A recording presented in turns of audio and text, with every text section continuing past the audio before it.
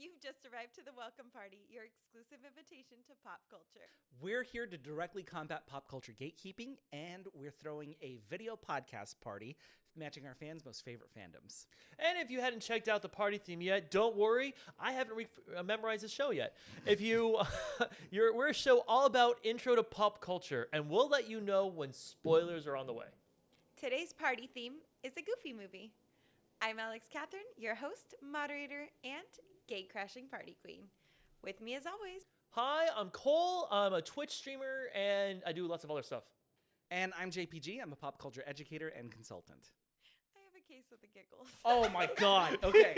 So this is our very first episode back, right? Yes. As you can tell, we're not in the usual studio because we're adults and we're trying to figure this out as we go.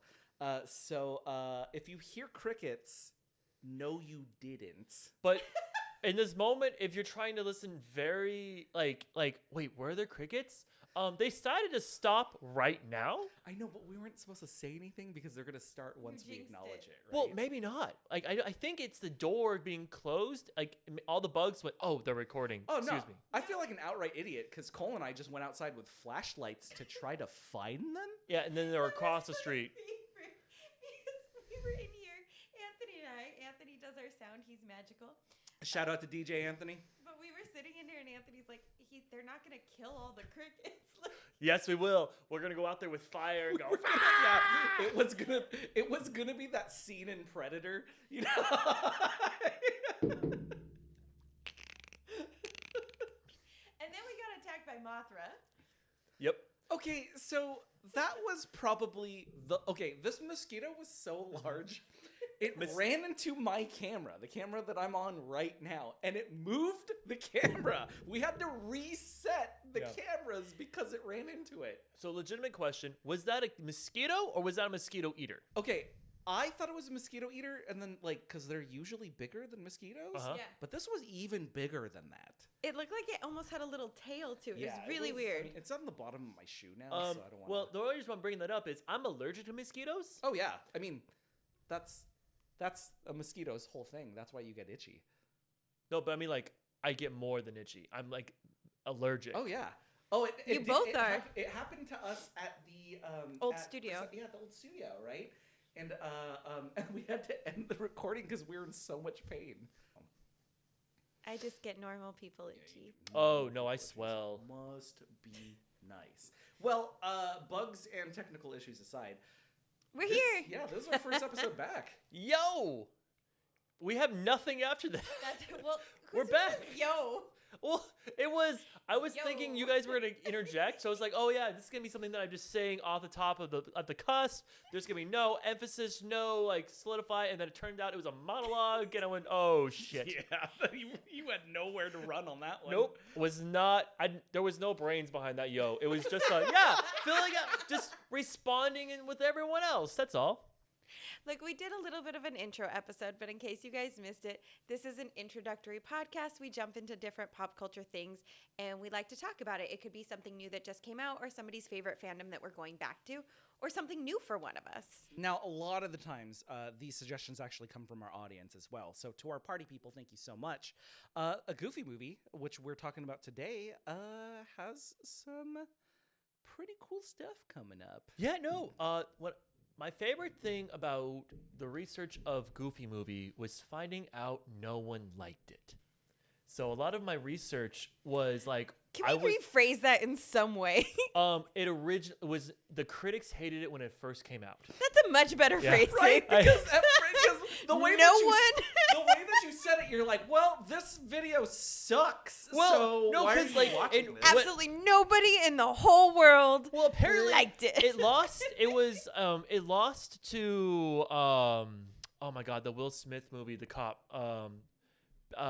Bad Boys, what you gonna do? Bad Boys? Bad Boys? Yes, Bad Boys. And so it lost out to Bad Boy. This is the same opening weekend. It lost to Bad Boys and was barely beating Tommy Boy. And I was hearing this going, no, this isn't real. Because I've only known it on VHS. You sang the song and you still struggled. Well, because I was thinking of like Cops. I wasn't thinking of the movie. Hey, you know what I just realized? I named a movie. You did. Usually I'm the one who's trying to like describe it, and Oh my somebody else God. has to get it. That's amazing. Good Yeah. job. Hey, you're one for Remember, one. look, you're just meeting us for the first time. I want you to know that this is always me. I can always remember the names of everything. I never ever struggle. We are kind of starting fresh. So they don't know. Yeah, nobody mess up.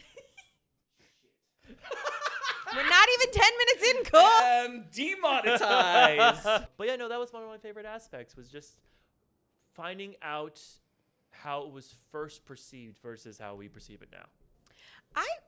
I'll be honest. I remember watching it as a child in the fact that I know it existed in my space. But I didn't have Disney Channel back then. I didn't have cable TV back then. And I don't think we owned this on VHS. So I'm not really sure when I saw it. Blockbuster, like probably most of us. Yeah, probably. Or Hollywood Video, because they were across the street from each other. But it was definitely one of those movies that it existed in my world. I knew of it. But if I had to describe anything from the movie outside of, I know they went on a road trip and Powerline, I wouldn't have remembered any of it. I wouldn't be able to explain it to somebody. But I remember people around me loving it. I remember it having such a big impact at the time. So it really surprised me when you do hear those numbers of like, oh, it didn't do well in the box office or the critics. Because I remember always having a fan base. Yeah. What about you, JPG? Well, it sounds like we're already getting the party started right now. And Well, so, I mean, before we do, I just want to point out my anxiety. I mean, if you keep seeing me look at my cup, I keep thinking that mosquito put its eggs in and dove into my cup. what do you think is going to happen? Like for real? Like if the mosquito got in there, put in its eggs, they were already somehow fertilized. You made it worse. He was just worried about the dead body. No, he saw me step on the dead body. He was solely worried about a mosquito flying in the body. So then what if the eggs are in there, fertilized, all that stuff, right? Somehow, right? And then Yeah. you drank it. What do you think would happen at that point? Do you Like, want scientifically. my logic brain or you want my anxiety induced brain? I want none of this to happen at all. Okay. Alix vetoed. She said no. If you want to know, you can always subscribe to our Patreon. Oh, yeah. This is a great plug for our Patreon right now. There are 4 different tiers for our Patreon. I promise you that was not I scripted. just realized that I haven't launched the Patreon, but by the time you see this, the Patreon will be launched. We have 4 different tiers, starting at $5, and that gets you access to all of our special episodes. These are all going to be 100% fan-driven and focused. So whatever questions you ask of us, those are the ones we're going to answer up to an appropriate point, right? Solid boundaries. Yeah, solid boundaries. So look forward to that in our Patreon. You'll probably see clips online as well, too, because we're going to do that one thing where we clip from our Patreon, and then it's going to make you want to get onto the Patreon. Why did you make it sound weird? Because that's what... You That's what give him a marketing is. taste, and then Yeah, I you mean, give them right? Everyone knows that. Yeah, just chop it up with your credit card and give them a little taste. first Oh. clip is free. Oh. Oh. We're banned. We're banned. Yeah, we're already demonetized. It's fine. We're quoting Crocodile Dundee. He's helping them get over a cold.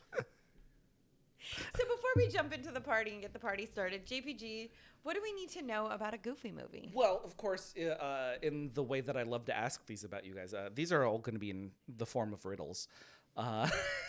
No, that's not what we agreed to. I don't remember agreeing to Look that. at episode first- 1. You were just going to be giving us fun facts, and we No, make fun of you for no, knowing this. no, Not because because of us. This love that matches better. up. This matches up with the after parties that we do at conventions, if you've ever seen us live. And so there's going to be a little bit of a quiz portion to this also, right? Good luck. May the gods be ever in our favor.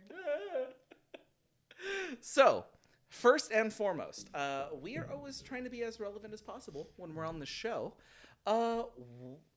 What is the big anniversary coming up for a Goofy movie? Bing. Ooh. Bing. What's your Bing? I don't know why I said that. I'm sorry. That didn't feel good. What's your Bing? That has to be a thing now. I'm gonna try to make that a thing.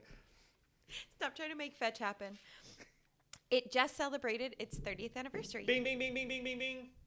What is? It just celebrated its 30th anniversary. Okay. Bing, Alex, bing, bing, bing, bing. Alex did get it right, but you get extra points. Bing, for bing, that. bing. Yes. This is not Jeopardy.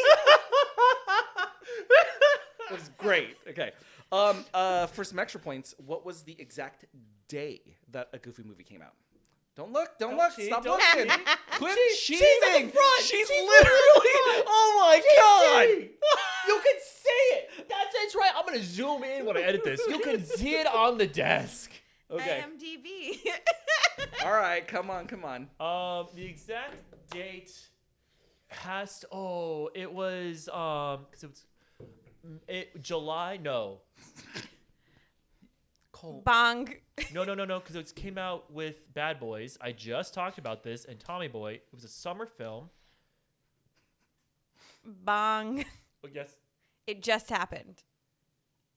So Alex? it has to be within this week because it literally just happened. So what do you think?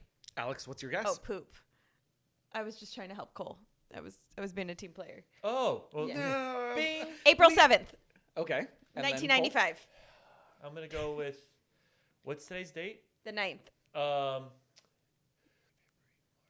March 27th, 1995. All right, that was close. Cole? Alex got it right on the dot. April 7th, 1995. Okay, and Hey. legitimately could not find it on IMDb when I was trying to scroll really fast. Name the show that a Goofy movie is Ding, based ding, off on. Ding, ding, ding. Please. Goof Troop. Goof What Troop is Goof Troop? is correct. And how many years is the section in between Goof Troop and a Goofy movie? Like how many years have passed? You haven't even seen Goof Troop, have you? No. Okay. 8 years. Okay. Bong. 7 years. It's just about 3 years in between. the really? two I tried to shows, price yes. this right. Cool, you. because Yeah. I know. So Yeah, so Goof Troop is basically like young Max. I'm surprised that teenage Max is only 3 years older than that. So this film was specifically supposed to be like a kind of made for TV-ish sort of movie or an extension of a Goof Troop. Goof Troop, excuse me. Oh, the original intent. Yes, so that was the original intent until they wanted to give Goofy a little bit more emotional depth. This all stemmed from the idea that Goofy, as a character, should have more depth, and then we see this both in this film and in Kingdom Hearts. Thank you for laughing. got me. Thank you for laughing at that joke. Thank you. Goofy's dead. He does die, right? Does he not die? Does he live? In a Disney game, you think they killed him off? Okay, but also it is a Final Fantasy game as well. Well, yeah, but I mean, I don't actually know because there's like 15 games and they all came out on different I thought systems, and I kind of gave Goofy up. sacrificed himself so you can live, and it was like a whole dramatic moment with you and. Is Goofy Jesus? I'm sorry. Time out. What? What are we talking about right now? Well, is this like the Did Narnia? Cole just down the rest of his drink? Happy Is this Easter, everybody. like the Narnia thing where he sacrifices This himself literally is and then coming out like around Easter. Just 3 for levels reminding. later he comes back and he's like, I'm back. 3 levels. I don't like any of wherever that was. I don't like wherever we were trying to go to. I don't like it. It was a legitimate question. Moving on. We should probably move on. Yeah. But probably after these Because messages. like I just Oh man, come on. That was a good one. Okay, but wait, go back for a second. Because you know in Lord of the Rings, like you guys had to teach me? Yeah. That's what I thought this was. No. Oh, okay. More after these messages. Alrighty. This is how we're starting it. Yo. Yo. Yo. Yo. Talk to me. Talk to me. Talk to me. Oh, Stacy. Anyway, so the beautiful thing about a Goofy movie is the fact that a lot of critics hated it, and when it first came out, and in the documentary that was released on Monday, April 7th on Disney Plus, Oh, that's the 30th anniversary date. Oh. Cole, you knew it. that makes sense. I knew about the documentary. It doesn't matter. Move forward. I was off by 1. They at the end of the documentary was a lot of fans just talking about this film. So I thought it'd be a really cool moment if we just to start this off. What does Goofy movie mean to you guys? So Alex, you didn't have cable, you didn't have all this stuff. What did Goofy movie mean to you? I think Goofy movie, what it meant to me, and again, not really getting to experience the movie itself very much was that people around me were into a musical. Because I know Disney movies tend to be musicals, but this one to me, especially rewatching it now, was more Broadway feels than I feel like Little Mermaid and things like that, where it had that stronger Broadway feel. I also think it lent more to any gender, whereas usually songs show up in princess movies more than anything else. So it kind of brought a musical to life in everybody. How did you feel about like the Grease moment in the like opening act? Because I honestly, I was today years old when I was rewatching it for this episode, where I went, "Oh my God, this is Grease," with the top of the bleachers and him just all sad. But instead of it being cool guy John Travolta putting his hand up, he falls down the stands. Did you? I mean, the whole thing was very 90s. Let's put every like high Pop school culture. Not even pop culture, but the high school stereotypes that we don't really follow today, but so often it was in every 90s thing where you had to have that exact stereotype. And I feel like you could have just played stereotype bingo and be like, yep. But it is quintessential 90s. All right. What about you, JBG? How did Goofy movie me? Oh, I got the finger up. I'm so told sorry, them, man. never mind. I was trying to look up something before you got to me. Okay, but you know what? I It's just fine. found it. We No. are mingling. No, Hi, don't go to commercial. Alex, Don't go to commercial. Okay, all right. I found it. Okay. Welcome to commercial. So I wanted to make sure that my recollection of this was correct, right? Okay. But with the Goofy movie, and I think a lot of people of color will they'll agree with me on this, but this is like one of the most like POC coded / like black coded films that Disney has ever made. Without the racism. Without the racisms, yes, right. Even if it wasn't on purpose, from what the documentary said was the culture just straight up claimed it. Well, no, I think it was incredibly purposeful, right? Like the character of Roxanne, right, was specifically designed by a black female animator on the team, right? Oh. There were That was also not in the documentary. there were also very clear picks about who people needed to idolize, right? Or people wanted to idolize in this. Like Powerline is incredibly black coded, right? Yes. Voiced by Devin Campbell, who does the singing voice for Powerline. An incredible R&B singer and all that, right? But my big one. So 4 years before this, in 1991, the film Hook came out. Mm-hmm. And Hook has one of my favorite characters of all time, Rufio, played by Dante Bosco.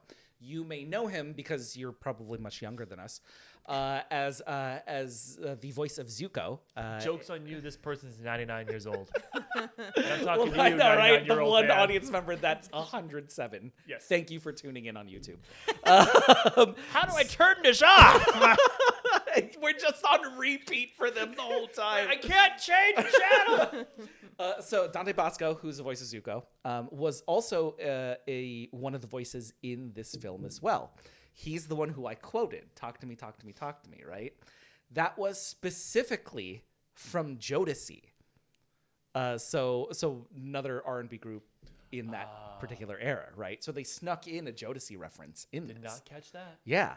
And so We're not cool enough to catch those music references. Cool. I caught the Ferris Bueller principal reference. Oh, the principal, though, if I can talk about that, mostly because that was incredibly POC coded. Because This is how I met you, yeah. we know Max is black, or at the very least mixed, because of the words that the principal uses in order to describe him on the call with Goofy. He used riots. He used like baggy clothing. Mm-hmm. He like the way that they portray him is in a hoodie and and like all of that stuff, especially now, incredibly relevant when it comes to like a person of color's life, right? Do you know what's weird to me? That was just how we dressed in the 90s. So as a kid, I didn't even think anything of it racially. I just was like, oh yeah, we wear baggy clothes and parents hate us. Yeah, and it's so tough too, right? Because we have to remember that almost all the things that we think is cool comes from POC culture. Well, but that's true. I think one of the big things too, where you see it, because if you guys are new here, JPG and I are married, and so we watched the movie together, and we had these conversations, and one of the things we talked about was Pete and his son being white versus Max and Goofy being people of color. And you can see how the principal doesn't really punish his best friend. PJ. PJ. Thank you. Voiced by, oh my gosh, the person who does Yakko. Rob Paulson, right? I'm pretty sure. Yeah, Rob Paulson. Okay, cool. Sorry. Not my world. But yes. So, he doesn't call his dad the same way. And then even Pete, gets on Goofy about, hey, raise your son better. And all these warnings about his son, even though Max and PJ get into the same messes all the time. It's still wild to me. So for me, that is, I mean, I'm not disagreeing with what you were saying because it's an amazing thing. My dad and my uncles were two different people. So as a kid, I saw two different dad teachings. I didn't see any POC aspect. But that's wild that you guys came to that mind the. I mean, I don't know if I would have seen it as a kid. I'll even go one step further. Right, we have the character of Bobby, and Bobby's played by Pauly Shore in this. God, right? Yeah. Is that the cheese guy? Yeah, the pothead guy. Yeah. Yes. Thank you. Yeah, the cheese is the totally cheese absolutely. is specifically supposed to be about drugs. Got it with your life, dude. Yeah. Hey. But then there is no visible or tangible punishment for Bobby.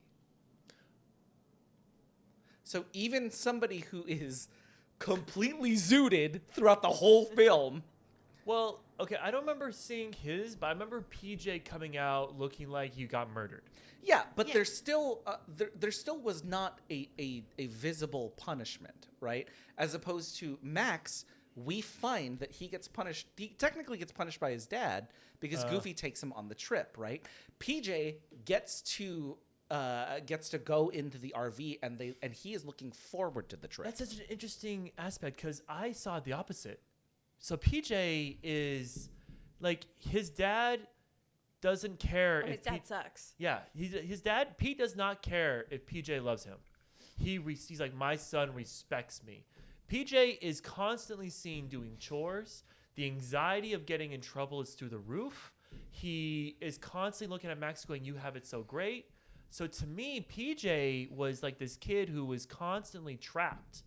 And I don't see him getting out of being in trouble because he's constantly being punished.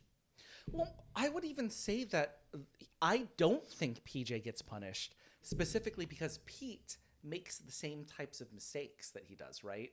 They had PJ and Bobby and Max, they had destroyed they had done damage to the screen and all that stuff. Yeah. And at the end of it, when Pete sees Goofy and Max on stage with Powerline, he spits all over the TV. But what does he spit all over it? Soda, but probably beer. Beer.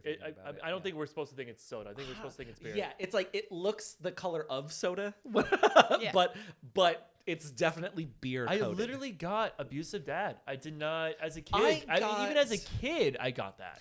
I also understood the idea, for me, there was the big idea of status quo dad versus new black dad. Right? We have, so Pete is the status quo dad, right? Kind of hands off, you got to respect me, you don't got to love me, all of that stuff, right? As opposed to Goofy, who is, if we are saying, if we're using the premise that he is black coded in this film, right? Then he is trying to take charge of how Max is going to be turning out because he understands the consequences of that. Right, he understands the consequences of otherwise, right? And it's definitely that lead. It's that lead into these great black dads that we see on screen, right? We have Reginald VelJohnson as Carl Winslow in Family Matters, a little bit before this. We have Uncle Phil in Fresh Prince of Bel-Air around this time as well, too, right? We get to see this new age of black fathers being the standard. I also think one of the things we see with Pete is that the bowling scene where he misses and then he makes his son come up and knock down the pin for him so he wins.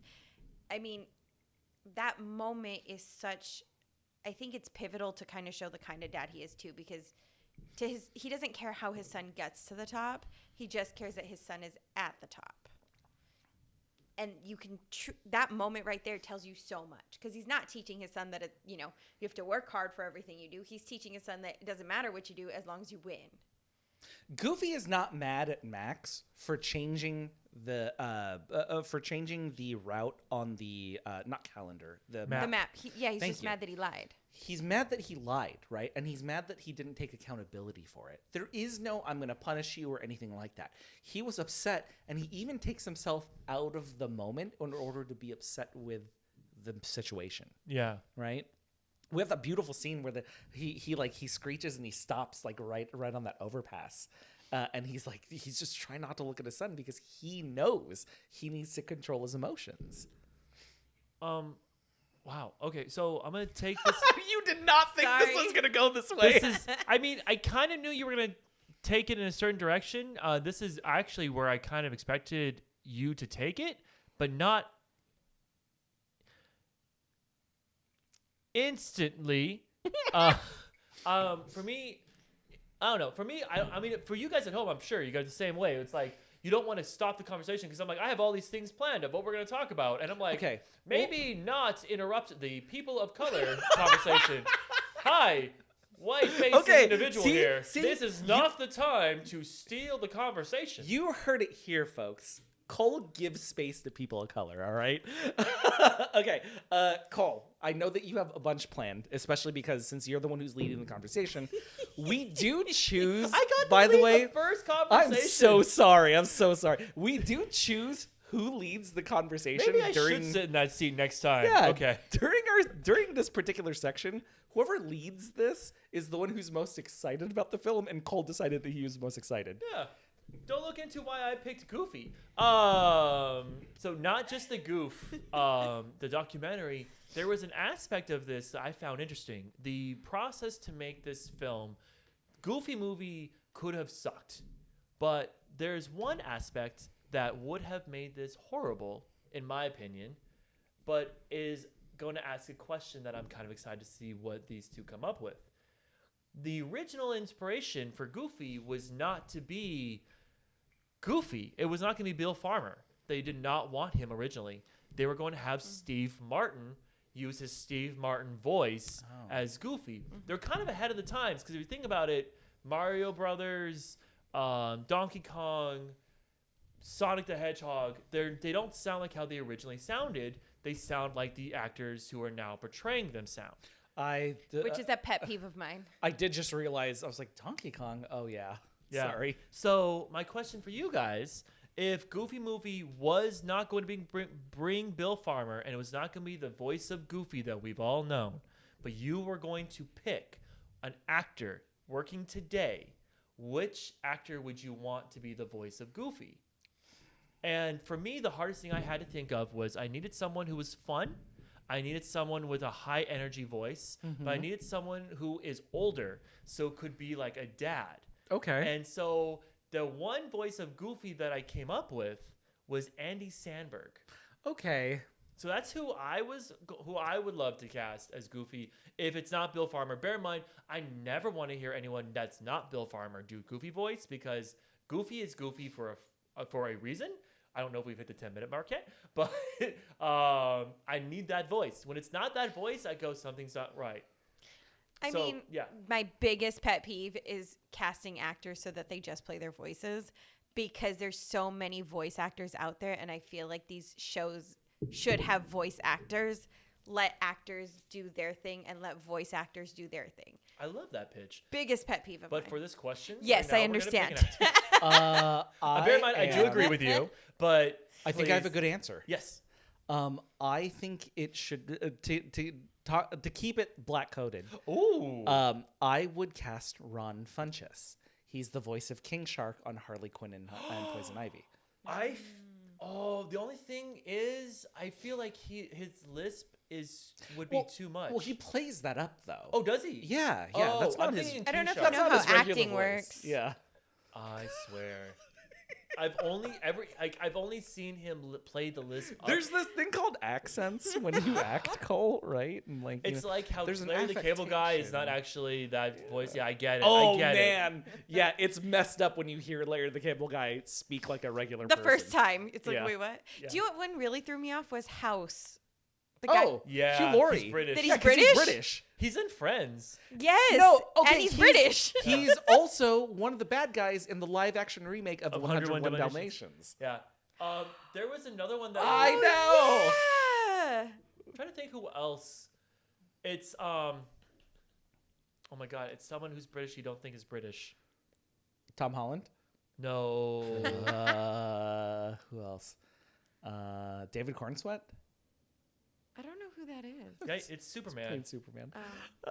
By the way, if I ever meet him, we will have the greatest time because he's a Star Wars fan. I'm a Star Wars fan. He doesn't seem toxic. And he's taller than me, so I can be like this. Oh God, we're not gonna have to bookmark this episode because if something ever comes out about him, we have to cut that. We should probably keep going with your questions, Cole. No, so like, okay, I'm actually surprised by how fast you guys did that. I thought this was gonna be lingering for a little bit. Okay, so there was that. They were talking about the R&B music. I'm curious who here listened to like that music on repeat. Not on repeat, right? But I was already familiar with Tevin Campbell's work. Uh-huh. Oh gosh, the music as well too. There's a couple names that I wanted to shout out for this, right? Give me 1 second, just cut to y'all. Okay, so I'll do mine because it's really fast and easy. Yeah. Never listened to it. Yeah. Well, Yeah. okay. In my defense, though, along with not having cable, when we were in the car, we mostly listened to talk radio. Mm-hmm. So all the music that I grew up listening to was whatever played at the skating rink. So I didn't have that option to. It was forced upon you. Right. I Right. grew up with what I grew up with, and I was Okay. kind of out of my hands. So not something I ever really did. What about you? For me, I only had it on whenever we went to Blockbuster. Or if I went to a friend's house, which was very rare. I didn't really go to friends' houses. I went to my cousin's houses a lot. But whenever they had Goofy movie, we would watch it. I would be excited. So I didn't really listen to it a lot until, oddly enough, in my 30s. When like Spotify, Pandora, YouTube was more of a prominent thing. And then I was able to actually... Go back and put it on your playlist? Yeah. Do you know the bigger woman who screams during the Eye to Eye song? Yes. The one that Goofy sees and he goes, and then she comes up and she's like, for the first time. Yeah, she's also on... Rosie Gaines. So that's who I was trying to look up. We also see her earlier in the film. Wait, where do we see her earlier in the film? I got him. I got one, you guys. Okay, so remember in the car when they're Yes. road tripping and there's the couple? Yes. And it's like the lady and then the guy? Yeah. That's them. Oh, He's fun. driving her to the concert. And then apparently if you freeze frame on that shot where she's like, ooh, his photo is on the thing. I just saw it on TikTok. Do you know what the best part of this whole moment? Huh. I was trying to be cool and have a fact, and you both took it from me. Also, if there's another fun little aspect of from the road trip to now, because we've already brought up Easter, right? If you want to follow nuns, Goofy There's and Max, so many. No, it's the same nuns. Goofy and Max, if they just followed the nuns, they would have gone to LA to the Powerline concert. Is this an Indiana Jones? We didn't need Indiana Jones in this film Yeah, sort you of could've scenario. just followed We the could have nuns. just followed the nuns. We didn't need the map. We could have just been like, you know what? Okay. We're following God, and then we're in LA. By the way, So, okay. Going back to the fact that Goofy is Jesus. One last thing before we move on, because I think we're running out of time. So, okay. So Tevin Campbell, an incredible R&B singer. Yes. Rosie Gaines used to work with Prince. I saw that. Yeah. And the backup vocals were actually from the Waters family. Yep. So prolific backup vocal singers. I have Okay. a question. Oh, yes. Sorry. No, yes. Okay. I know it doesn't happen because it's a Disney movie. So for 2 seconds, let's pretend this is not a Disney movie. Okay. Okay. Do you think this is a cult classic? I didn't originally until I saw the documentary. I would call it a cult classic when when critic score is low and fan score is high. Which is, once again, I would not have done that had I not seen the documentary, because in my head, this has been one of the greatest Disney movies ever made from as long as I've been old enough to understand what films were. So the reason I was asking if this is a cult classic is A, because of what JPG said with the scores, right? Critic scores are low, fan scores are high. Yeah. And the other thing, it kind of reminded me of Rocky Horror Picture in that sense where the song comes on and everybody knows the dance. Oh. And with Powerline, the dance, we're seeing it obviously with the spike of the 30th anniversary. Yeah. We're seeing people do the dance, which is very common on social media now, right? With TikTok and Instagram and all that stuff. But it just kind of made me wonder, is that something that then turns it into a cult classic if it has all these pieces to it? Because there isn't a dance to Aladdin, right? There isn't a dance to Cinderella. I mean, you could do the waltz, but you know what I'm saying? It has different pieces than I think other Disney movies do. Yeah, so yes, it does help having a good dance to make a cult classic seem more iconic, but it depends on the genre. There's superhero cult classics. There's mob hits, cult classics. Like for me, when I think cult classic for the superhero genre, I'm thinking Phantom. I'm thinking. God, I love that movie so much. Which is a cult classic. I did an episode on the Phantom with an underrated movie podcast. I'm not surprised. It's amazing. Yeah. You're saying there's not a dance to The Godfather? I mean, they all it's collapsing. Do you think The Godfather is a cult classic? Is it not? Oh, because it had a good reviews in the beginning, huh? We just established the rules 2 seconds ago, and then I this. instantly forgot them. Yeah, I understand. Yeah. All right. I'm gonna wrap us up here, party people. It is last call. So my last question is, how did we feel about this week's party theme? I always love we do some anniversary episodes on the show as well, and I love when party people do write into us in order to ask us to do these types. I just think there's a lot of history in it. I think this one specifically has a lot of POC coded history as well. And I think this is the perfect piece of media to get to relaunch our show again. So thank you for giving us the ability to get to talk about this. Yeah, no, for me, I will never forget having my mind blown that this movie was not well received. And as someone who has loved this film from day one, how it's meant a lot to me, and how just this was my Goofy, and the fact that people did not like this is wild to me. But this party theme was amazing. I had so much fun doing the research, watching the documentaries, and being able to talk with everybody. I think the biggest thing for me kind of ties in both of your stuff together, because it really is understanding the movie in its time. So much of the stuff we know from nostalgia, we know from being kids, but we didn't have the history, we didn't have the context. You learned a lot from the behind the scenes documentary, but we also learned so much from just understanding how it was received, who it was received by, what the intentions were behind certain things. And I think it's really cool to get to go back and put that educational lens on behind it all. So I'm really glad we did this, because I don't think I would have done it otherwise. All the best parties have to come to an end, and you've reached the end of the welcome party. Special thanks to the crickets and Mothra. Yeah, who are we thanking tonight, Cole? Who are we thanking tonight? Special thanks goes out to the crickets for keeping us company the whole night, the mosquitoes for giving me anxiety through a whole new level that I was not expecting. Special thanks goes out to the documentary creators of the Goof, not a goof. Not just a goof. Not just a goof. Yeah, thank you. Goof, yeah. You guys put together something that was amazing, and I absolutely love you. But this special thanks is the most important to me.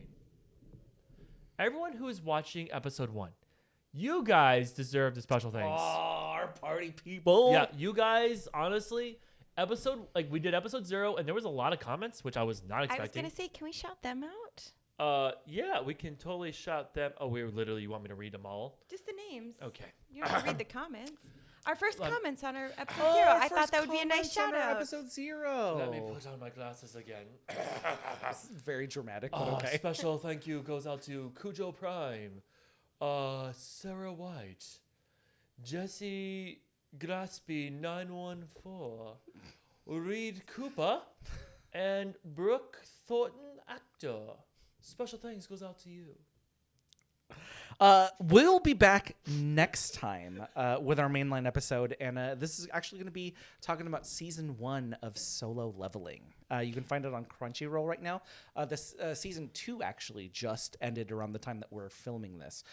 So Cole, I know this is going to be your first time watching Solo Leveling. Alex, Mine it's too. yours as well too. So I'm going to be in charge of next time's episode.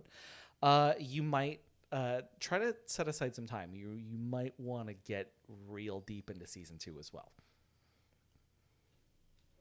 I'm just gonna hand this over to Kum. Right there. Oh, I thought I was just being dramatic with like the what the fuck does that mean? No. All right. Anyway, if you think anything you saw tonight is what I have it right here. I know, Anything- but you did Like, look what at your are you doing? Why phone. don't you Hold on. hand your phone to? I was It's trying to fine. help him.